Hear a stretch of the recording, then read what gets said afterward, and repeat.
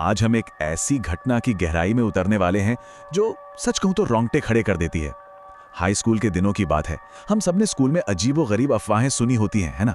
लेकिन ये जो कहानी है ये कुछ अलग है। ये एक ऐसी लड़की के बारे में है, रेबेका, जिसने कुछ ऐसा महसूस किया जिसे कोई भी इंसान कभी नहीं देखना चाहेगा।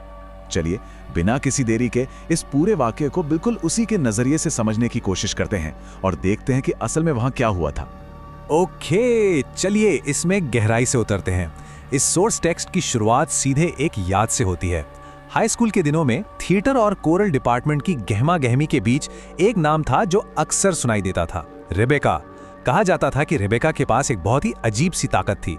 वो हमारी दुनिया के पर्दे के पीछे छिपे फरिश्तों और राक्षसों को देख सकती थी। अब देखिए, हम यहाँ किसी चीज को सच या झूठ साबित नहीं कर रहे हैं, बल्कि सिर्फ इस बात पर ध्यान दे रहे हैं कि ये खौफनाक अनुभव आखिर था क्या। तो ये राक्षस आखिर दिखते कैसे थे? यकीन मानिए, ये सींगों वाले या लाल आंखों वाले कोई डरावने चेहरे नहीं थे, बल्कि ये कुछ ज्यादा ही साधारण थे। जरा इस खौफनाक छवि को सोचिए। पूरी तरह से खाकी कपड़ों में ढके हुए साए, बटन वाले ट्रेंच कोट, पतलून, और सबसे भयानक बात पता है क्या थी? उनका चेहरा बिल्कुल फीका, बेरंग और भावहीन। ये खाकी पहरेदार हमारे ही बीच बिल्कुल खामोशी से चलते थे, मानो भीड़ का हिस्सा बनने की कोशिश कर रहे हों।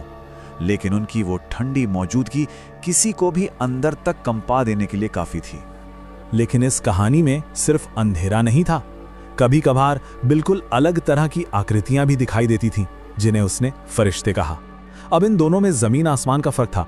ये साए सिर से पैर तक सफेद कपड़ों में होते थे और खाकी पहरेदारों की तरह ये जमीन पर कदम नहीं रखते थे, बल्कि ये हवा में हल्का सा तैरते थे।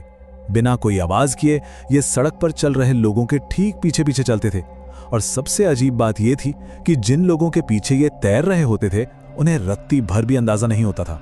वो पूरी तरह से अनदेखे और खामोश रहते थे।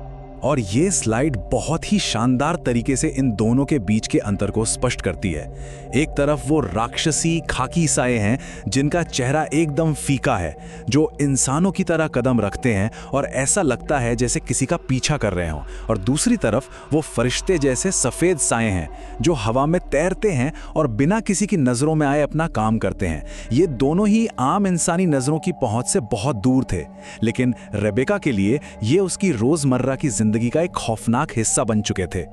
अब ये सब रातों रात भयानक नहीं हुआ, इसका एक पूरा का पूरा सिलसिला है। बचपन में सब कुछ बड़ा सामान्य लगता था।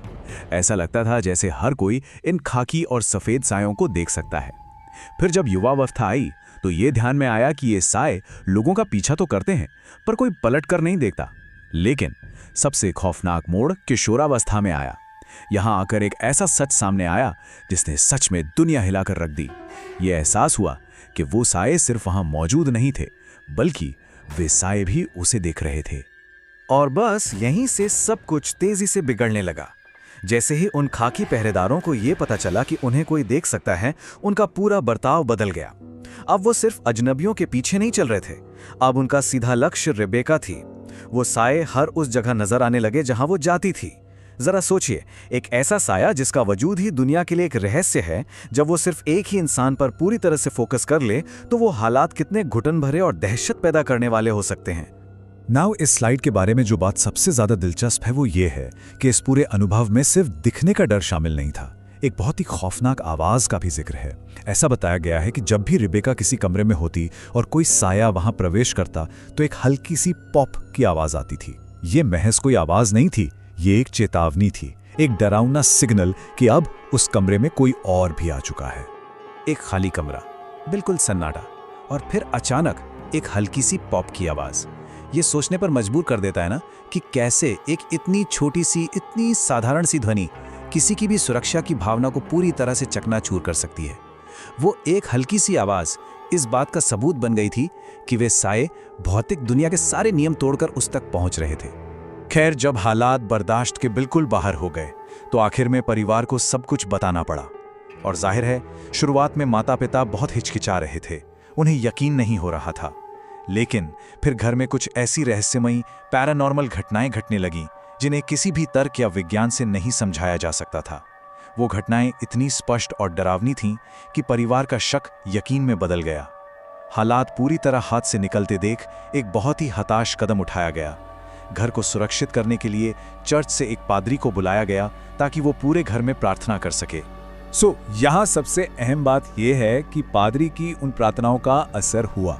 सोर्स के मुताबिक उस प्रार्थना के बाद घर के चारों तरफ मानो एक घेरा बन गया हो, एक तरह की अदृश्य दीवार जो उन खाकी सायों को घर के अंदर घुसने से रोक रही थी। वो अब कमरे में नहीं आ सकते थे। वो खौफनाक पॉप की आवाजें आना बंद हो गईं। एक शांति सी लौट आई थी। लेकिन क्या वाकई में यह अंत था? बिल्कुल नहीं, क्योंकि भले ही वो घर के अंदर नहीं आ सकते थे, पर वो वहां से गए भी नहीं थे। वो खाकी पहरेदार बस उस अदृश्य दीवार के ठीक बाहर खड़े रहते थे, बिना थके, बिना रुके। वो बस घर के चारों ओर गोल गोल चक्कर लगाते रहते, इंतजार करते हुए, अंधेरे में, बिल्कुल खामोशी से, अपनी फीकी आंखों से घर की तरफ घूरते हुए, मानो बस उस एक पल का इंतजार कर रहे हों जब वो अदृश्य दीवार थोड़ी सी भी कमजोर पड़े। ये पूरा वाकया एक बहुत ही गहरे और बेचैन कर देने वाले सवाल पर लाकर खड़ा कर देता है। हम सब हर दिन सड़कों पर चलते हैं, अपने खाली कमरों में बैठते हैं और मान लेते हैं कि हम पूरी तरह अकेले हैं।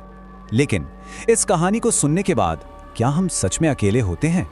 हमारी नजरों की पहुंच से बस जरा सा बाहर क्या वाकई कोई मौजूद हो सकता है? कोई ऐसा जो शायद बिल्कुल खामोशी से हमारे ठीक पीछे चल रहा हो। अगली बार जब किसी खाली कमरे में कोई हल्की सी आवाज सुनाई दे तो शायद ये सवाल एक बार जरूर जहन में आएगा।